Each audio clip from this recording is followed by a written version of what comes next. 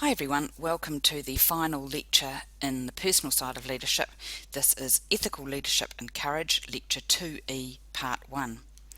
In this session we're going to look at ethical versus unethical leadership. And what I want to talk about here is a summary of the Brown and Trevino reading and Daft, both of which I hope you've read. And there's also some elements from Jackson and Parry in here. So ethics, what are they? Can you point to it? Can you touch it? Some people will say it's honesty, but how do we define what honesty is? Honesty is different regardless of which country you come from. You can't say that what is being honest to one person is honest to another. Doing what's right, that's something else that's often quoted as being ethical. Who decides what's right? Who's the arbiter of rightness in the world? Some of the Christians would say that they are, but then the Jews, where the Christian religion came from, would say that they are, and then the Muslims would say that they are, who just took a different turning from with prophets to Christians, and that makes up 60% of the religions in the world. Who's right in that lot? Or are Buddhists right? Are Confucians right, where it comes down to personal responsibility and it's nothing about a deity?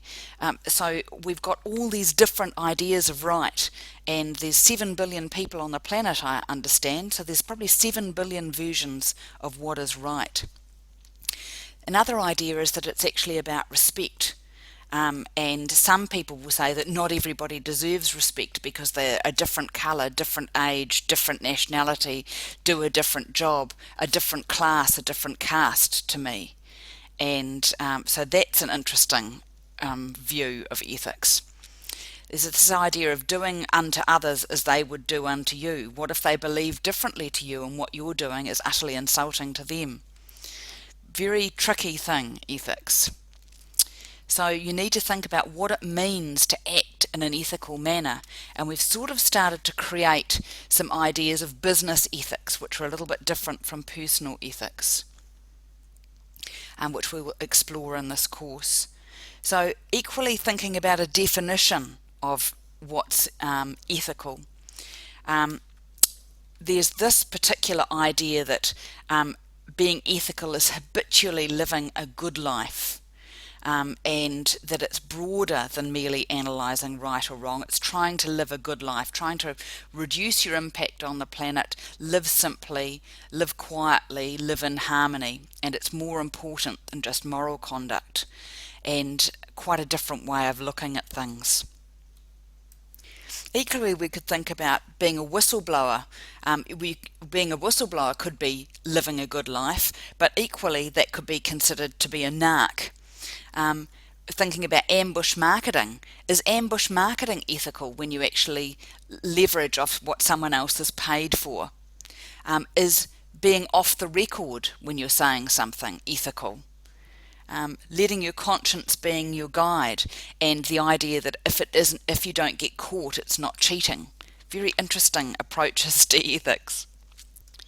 So thinking about law and ethics, the law determines what we're allowed to do, but ethics determines what people should do. That's quite different. So the law gives us right and wrong, ethics gives us our guide. So Hall, Nichols, Moynihan and Taylor have a definition that's quite nice. Ethics are a standard of conduct and moral values that governs the behaviour and practices of a particular person or business. So it's saying that it's actually quite individual. So what I want you to do is to have a look at the clip, The Legal Person. This is from a movie called The Corporation.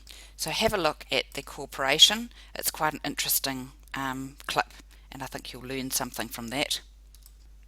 And then what I want you to do is to get into small groups, discuss the following questions on the Corporation video clip. How does a company being a legal person cause potential ethical failures, and how do we ensure companies are good citizens?